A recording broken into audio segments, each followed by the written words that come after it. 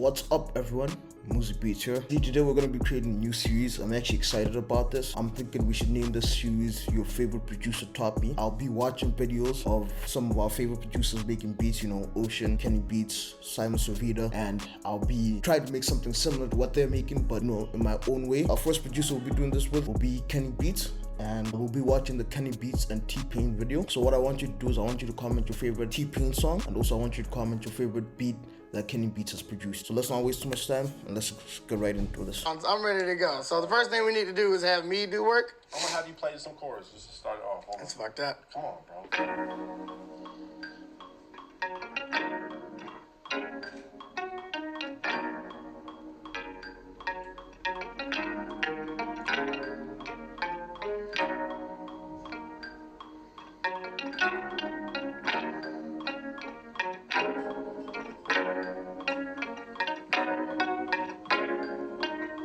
So I will say this, we don't have T-Pain to play a melody for us. So what we're gonna do instead is we're just gonna I found a melody off Looping Man, something similar to what he just played. Okay, this is what it sounds like.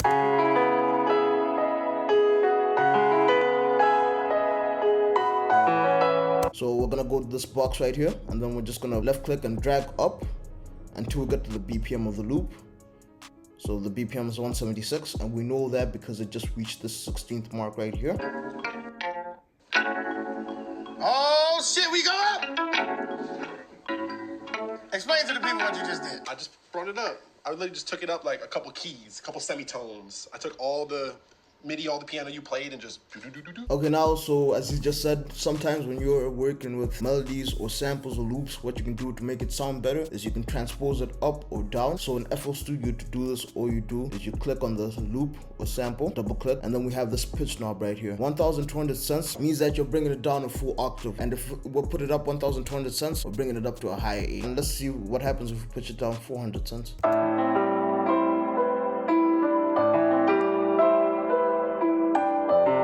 Okay, I like a better pitch down, so we're just gonna leave it pitched down 400 cents.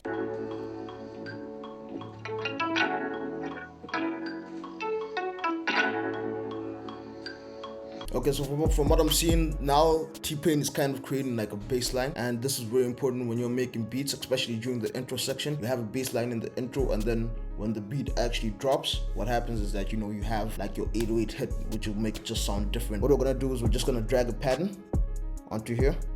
We'll drag it here onto the 1, and then we'll drag it here onto the 9 right there. Now, I'm not the best at music theory, so I'm not about to start figuring out what key this beats in. We're gonna drag it up to track 2 by left clicking on this blank box here. We're gonna go to the mixer. It's an insert 2. I'm gonna go to slot 10, wave candy. I'm gonna drag this box up here to the corner. Spectrum, maximum resonance, increase the scale, decrease the dB range, and we're just gonna increase the size of the screen right here. Okay.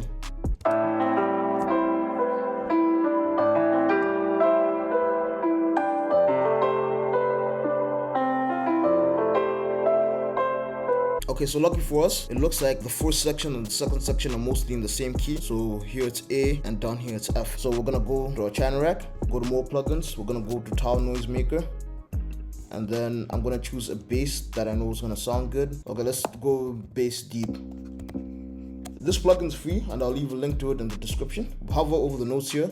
First note is A, and I'm not gonna do anything crazy like how T-Pain just did. I'm not that great. And then the second notes here are F, so F there and F there. Command L, Control L, just make everything longer, and this is what it's gonna sound like.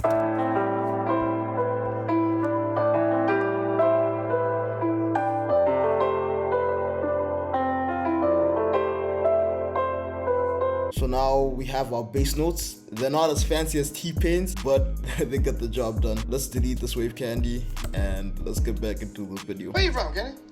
I grew up in Connecticut and then Speaking on that, I want to know where everyone's watching from. Comment down below where you come from, country you come from. I come from Malawi. Let's hear where you come from. I'd love to hear it. do you hear the seagulls? We just transported. We're not even in Atlanta. Fuck it. We're at sea. Kenny Beats talks a lot about this, using atmosphere to make your beats sound more interesting, to make your simplistic beats sound like you did everything on purpose, or you put everything in there with a purpose, yeah? What he does is he creates ambience in his music. I don't think I have seagulls, but Let's put some birds chirping here. I'm gonna grab this slice tool right here, and then we're just gonna cut off this section here. And then we're gonna reduce the volume of the birds chirping.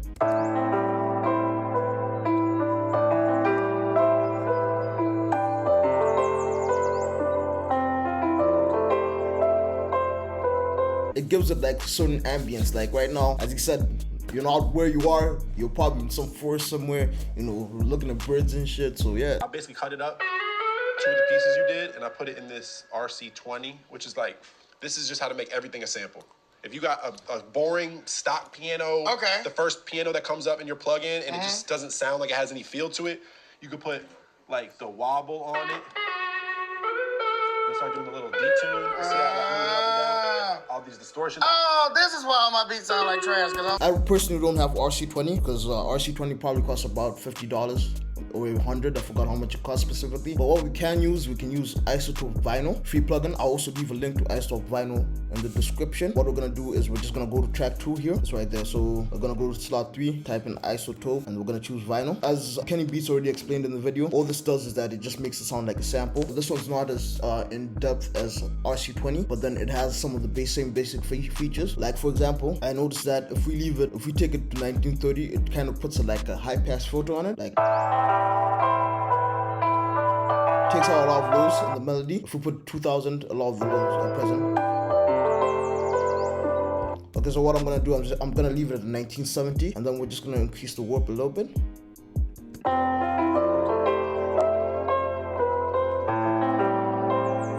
Put it at 40%. Increase the wear. 12%.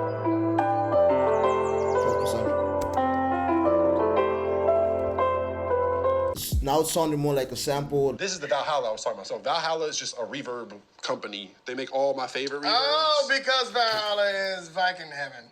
Damn. Before we add the reverb, I want to add some EQ to this. So we're going to open up parametric EQ.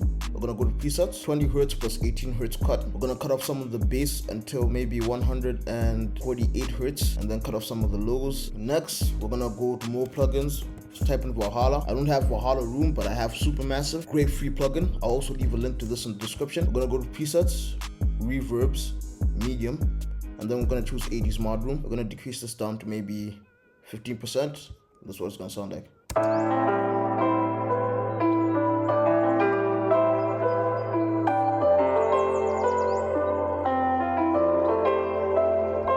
I want to go back to the vinyl and decrease maybe the warp a little bit too. Maybe 30, 20, 25, I'll say. Let's see what the sounds like. That sounds much better. Okay, so this is the section where he explains everything I tried to explain before about adding ambience to your beats. Explain the signals for one first. I do the seagulls for the same reason I put that little lead you did in that filter. It's like I want things to just feel less stock. Even if it's just a piano and just a bass, if you put a playground, I'm talking about like minus a million decibels, like so low in volume that you can barely hear it. It just gives all the simple stuff a feel. And it kind of like when you play the beat in a room where someone just played a beat before that, and it's just a piano and a bass sound, and mine's a piano bass sound and like this little bit of ambiance. I get that. Especially for artists, I feel, I don't know, I don't really write like that except for with people, but I feel like as soon as that comes on, gives you a little something extra to go off for a more nostalgic. You feel me? And especially with simple stuff. Like, that's everything I tried to explain. Like this simple stuff just makes your beat sound much better and sound much more purposeful. Let's continue going forward. What was that? This is a bunch of Latin percussion. I'm gonna chop a tiny piece of it out and use it as a bass before I do hi-hats or snares or claps. It's another little like textural thing, but on the percussion side. This is actually what I love about Kenny Beats' production a lot. His use of Perc Loops. Let me see if I can find any Perc Loops, if I have any here. This. Double click on that. Go to time. Alt or options. Left click. We'll reset the time. Let's double click and go to this. I'm sorry, I was too fast there. We'll go to this time knob here and bring it to the 4th.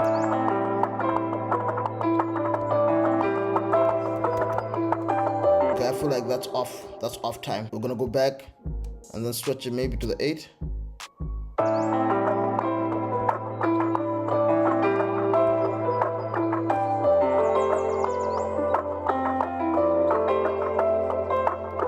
Command B, Control B, shift to the other side, and we'll just reduce the volume. Let's move on to the next section. What are you doing now? 808s. 808s. I'm basing it on the bass line you gave me. Okay, so next we're gonna create our 808. I recommend you just find an 808 that you really like. My favorite 808 right now is this Ronnie 808. We're gonna drag it up to the channel rack, left click, go into the settings, and we're gonna put it on D. Right click on D here because it's off key. Now it's more on key. We're gonna copy and paste the bass notes into the 808. And then from here, we're just gonna edit it a little bit, make the 808 have more movement. Gonna reduce that.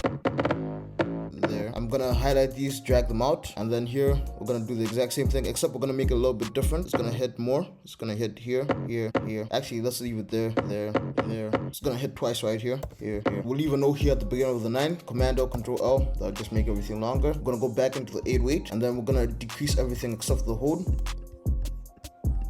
That way, if we press a note and we let go, you know, the note lets go too. I'm gonna go into miscellaneous functions, which is like this wrench tool here. Choose cut itself, and now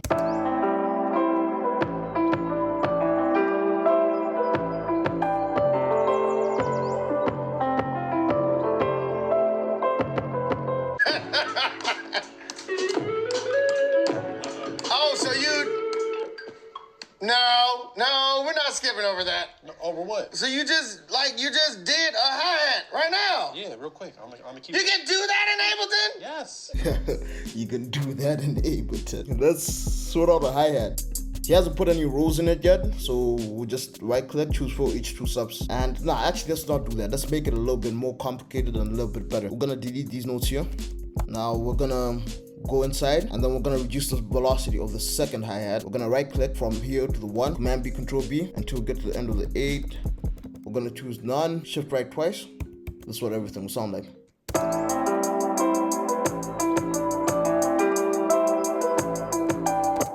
Now, if we put it in rows, we'll see if he does that actually. But it's Kenny Beats, he probably will. How are you? Wait, okay. What we're gonna do next is we're just gonna put in a clap and a snare. Let's go with this running head clap, and then we're gonna put it where the clap usually is. Let's go into piano roll. We'll go to the velocity option, left click, put it back to normal. There. Right click from the 5 here to the 1, Command B, Control B, shift it over the other side, Shift D to shorten. Okay, yeah. Now let's grab the snare here, and let's put it where Kenny Beats put his exactly, or around the same place. Right click from the 5 into the 1, Command B, Control B, and then we'll just remove this here. Just leave that one there. That's what it's gonna sound like. Oh my god, it's at the wrong place, my bad. Let's shift that there, and we'll shift this.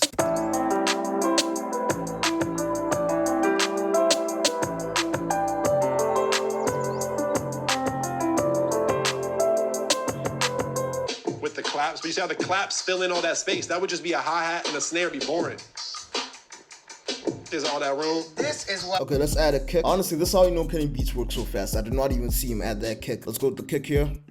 We'll grab the south side kick. We'll go with this 808, Command C, Control C. Then we'll go to the kick, Command V, Control V. Options K, Alt K. What that does is transposes it to the same note. And then yours will first come through looking like this. Click on the F4 and just drag it up to C. Except Shift D, that shortens the note. Let's add an open hat. Okay, so if I got the rhythm of that beat, it was so. And then we'll add one right here where the kick hits. Right click from the 5 to the 1, Command B, Control B. This is what it's gonna sound like together.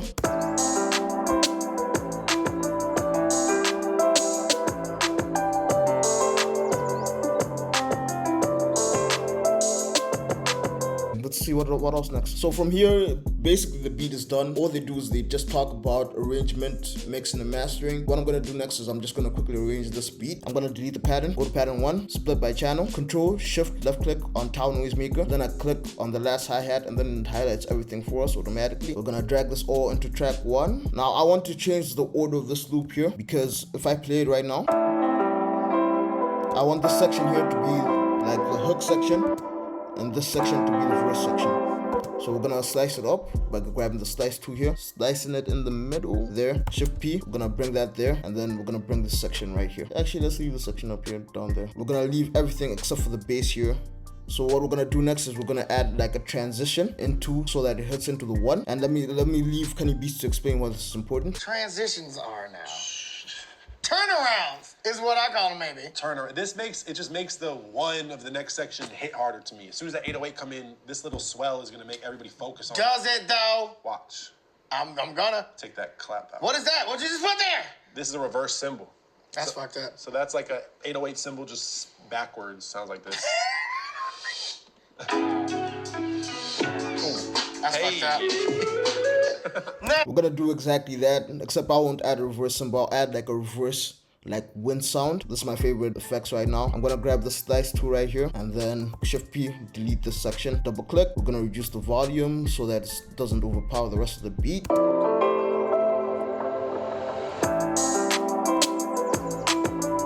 Yeah. Now the swell into that. Okay. Let's see if we can find a chant. We'll just leave it the one, so it's like, yeah, do I have it? Do I actually have any chants? Right there.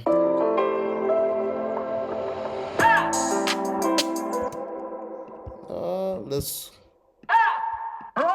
reduce the volume of this. Let's see what's next. Where you have everything playing, but that last second, take everything away. Because that first clap feels so good. So like to me, it's just little moments like that. What we can do, let's highlight the first section of our hook right here. Command B, Control B. Go to your snap to grid, choose beat, and then take out this entire section right here. Yeah, so that there's like a little bit of a pause, and then we'll bring this here. Maybe add the transition again right there.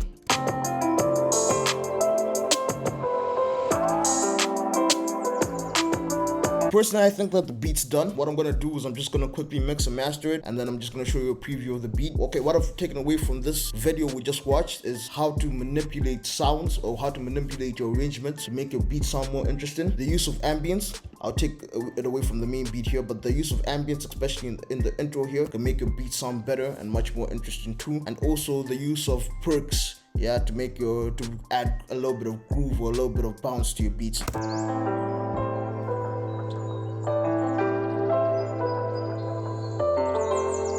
Uzi with that Uzi, yo.